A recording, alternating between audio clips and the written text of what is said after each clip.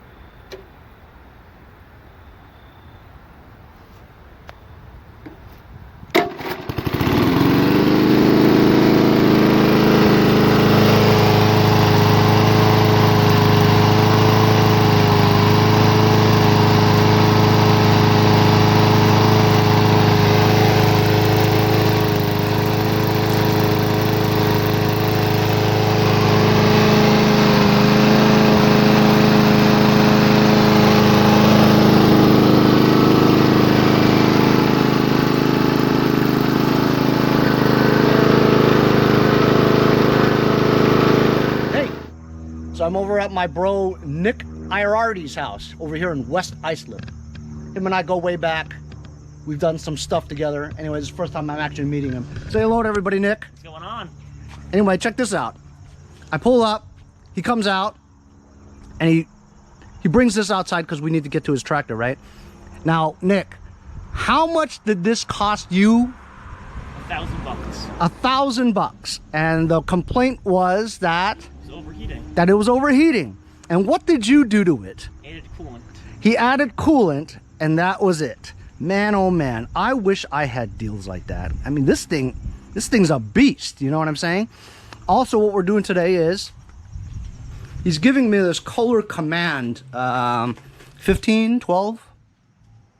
17. Nick, 17? Yeah. Ooh, a 17 Command, that's pretty cool. So he said that it backfired. So he took the whole engine apart. He couldn't find anything wrong with it. And then, of course, I believe these are hydraulic lifters, so you can't even adjust the valves. But he didn't want to put it back together again. He asked me if I wanted it. And, you know, honestly, I really have enough to do. But, I mean, how can I turn down a Kohler Command engine? You know, I'll freaking put it back together again and see what happens, you know? Anyway, so today he's got this thing. This is a Craftsman T110, probably made by MTD, right? And it's got a 17.5 Briggs single overhead valve engine on it. He got it, how much did you get it for again? 300. 300 bucks. It was brand new. There was nothing wrong with it, right? He brought it home, used it for like 5 to 6 months, whatever, ran great. And then now he has trouble starting. Hey, Nick, why don't you show everybody what happens when you try to start it?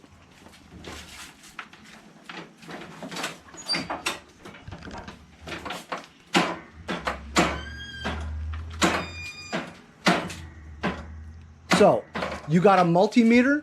I do.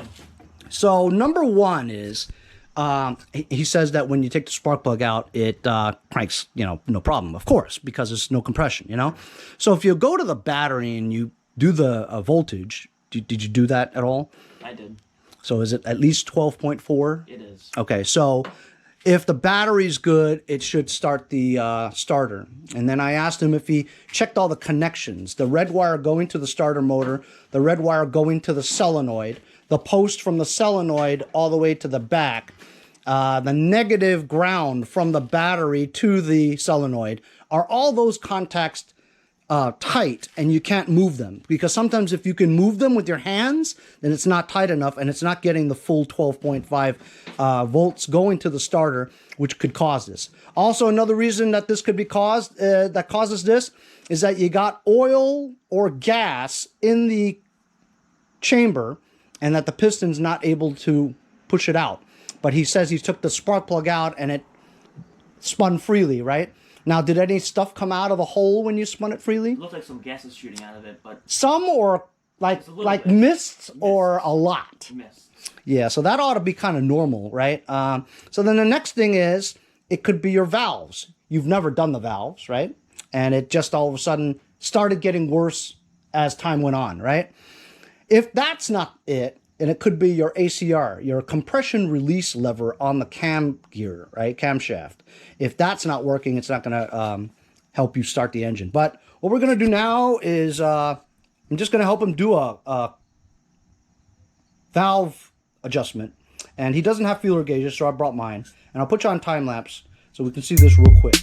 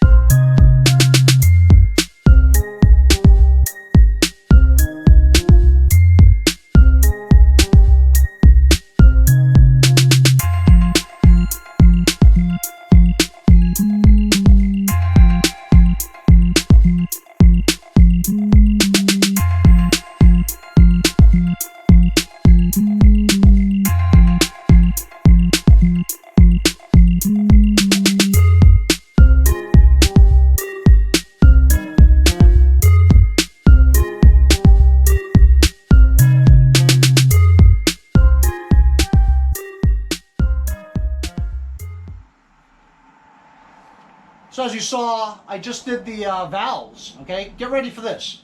So we're taking the spark plug out, right? Once we took the spark plug out, the gap, there was no gap. That top part was touching the, I don't know what it's called, the gap part, it was touching. There was no gap. So we gapped it again. When we gapped it, I looked down here, and right on top of it was another spark plug, a broken one, just sitting there, right there. And then when we got it to the compression stroke to do the valves were off by very little, but they were fine, you know?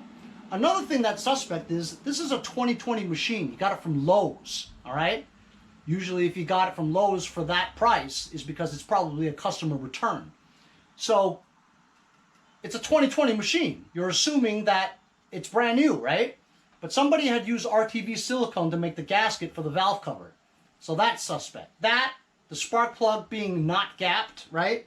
And the valves were okay though. So we just tried to start it again. It still won't start. And I'll tell you why.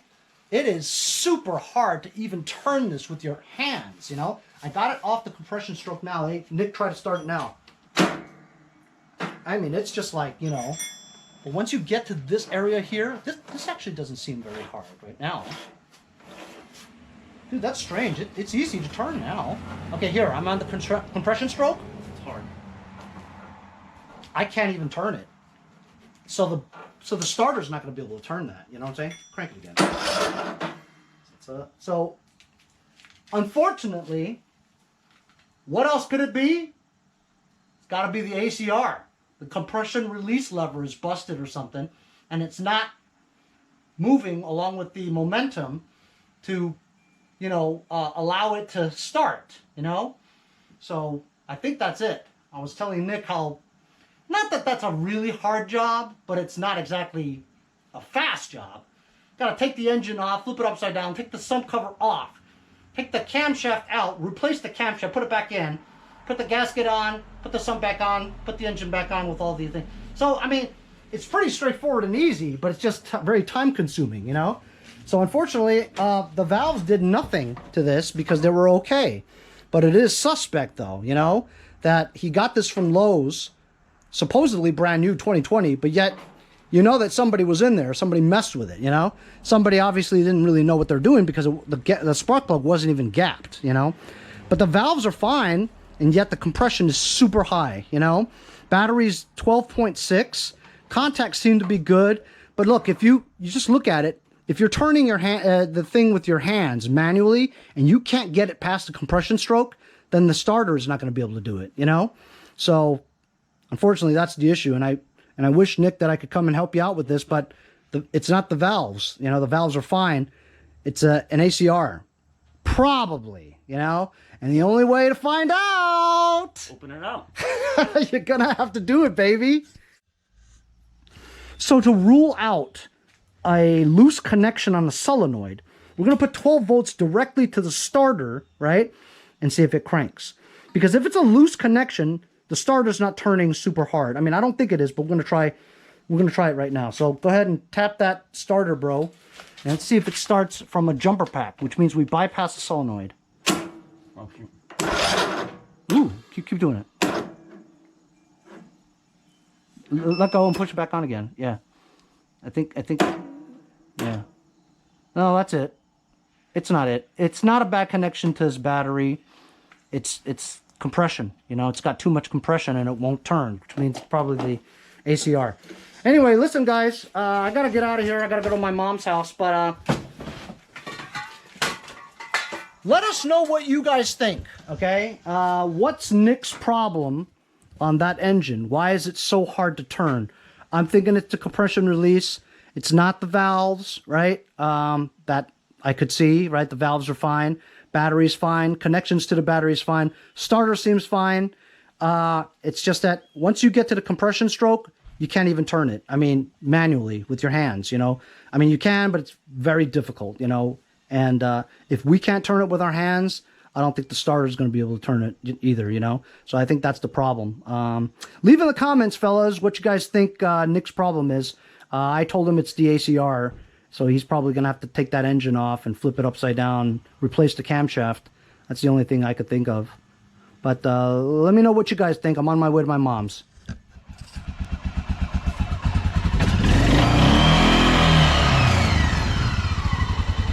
Man, oh man. When I move somewhere and I have like 5 acres, I'm going to have a fleet of these. For sure. Hey, so I'm over at my mom's house now, and I'm over here, got my Black Beauty pulled out, and got this thing put up here. I've got my welder, removed my mulch plug cover, and as you could see, this is the damage that I had incurred 3 weeks ago when I was mowing my lawn, or her lawn. As you can see, this part here has split, and this blade actually got stuck. This part here was raised and this blade went underneath it, so I just did a quick in the field repair just to bend it back out, put the mulch cover back on. But I want to try to straighten this out better so that it matches with this side, and then like tack weld all this together, you know. Maybe find something around the area that I could actually reinforce it here, you know. I don't want to go crazy, but I would like to get this straightened out, you know.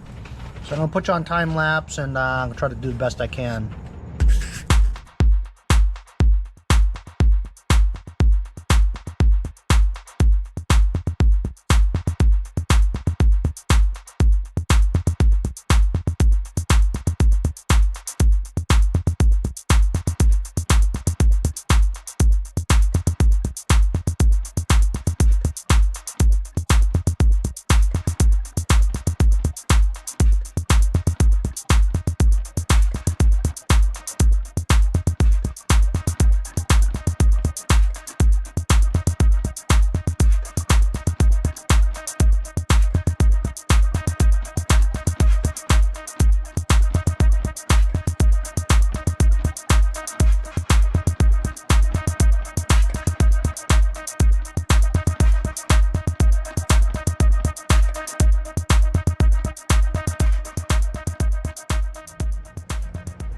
So this is what I got so far.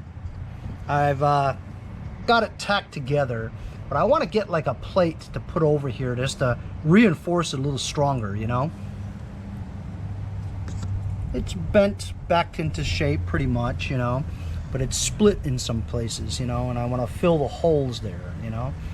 I found this thing over here and I bent it to try to make like a little brace there, but I think this is aluminum. It's very light, so it won't stick.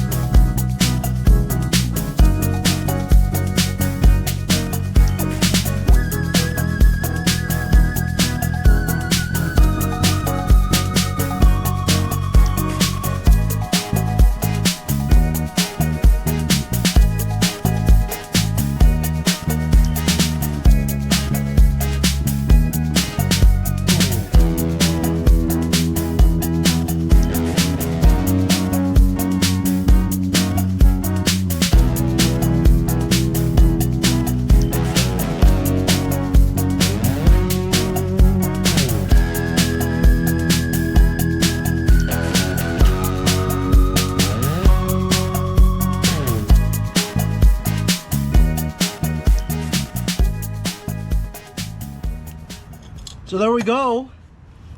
Did the best I could. I really flooded this thing with a lot of metal. I mean, this is solid now. I mean, it looks like hell, but you saw I took this metal long rod. I don't know what it is. It looks like a long nail or something like that, but it's bendable and it was steel, so I just basically fused it into this bridge here, made my own bridge, and then coated the whole thing with steel. There's so much steel there, but as you can see, the blade clears it.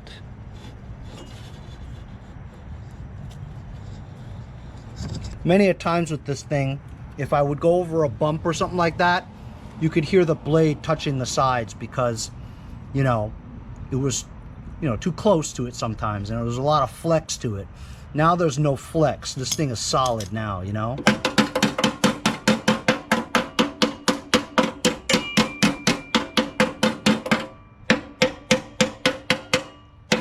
Solid. This is so solid that I think I ran out of flux. Look. Okay. Nothing moves anymore. I think I ran out of the wire, and I forgot how to change this thing too. But that's it. I'm done with this. I'm gonna put the mulch cover back on, let it cool down a little bit, and I'm gonna do some weed whacking and then do a mow with this thing, see if it works.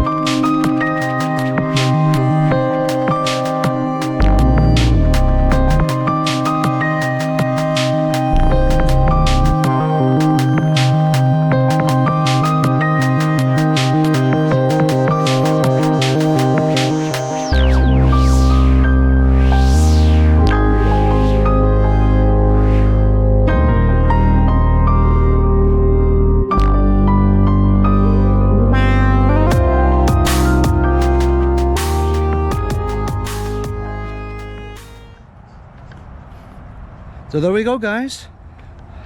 Mowed, edged, and blown. 2 seconds. My mom's kind of old school, you know. She's sweeping the floors, and I said, you don't have to sweep, Mom. I could just get the backpack blower and blow it all out in like a minute, you know. She's like, but I want to. I says, okay. Sometimes, you know, just gotta listen to what Mom says, right? Anyway, so I'm done now. I'm gonna head over to my buddy Andy from Jericho's house just to give him something, and then that'll be it. Had a pretty busy day today, you know, picking up some stuff from Nick IRRD and helping him with a valve adjustment, but that didn't fix his problem because I think it's the ACR for his Craftsman T110. And I encouraged him to make his own videos, you know. When he's gonna try to fix the ACR, you should just put a camera up there on a tripod and do a time lapse. That's content that you need to keep, you know, for in the future. If you think you might want to start a YouTube channel or something, at least you have it, you know. Just videotape it, upload it, you know. It'll be interesting for you to watch, you know. So let's see if he tackles that job. And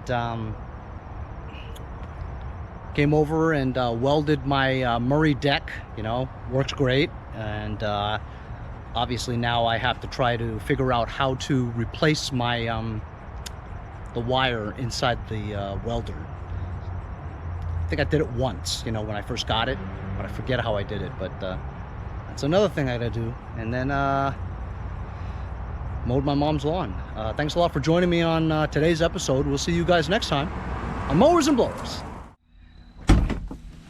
So I'm driving home from my mom's house, right? And then look what I run into, man. How are you? How's it going, man? Take out my cat.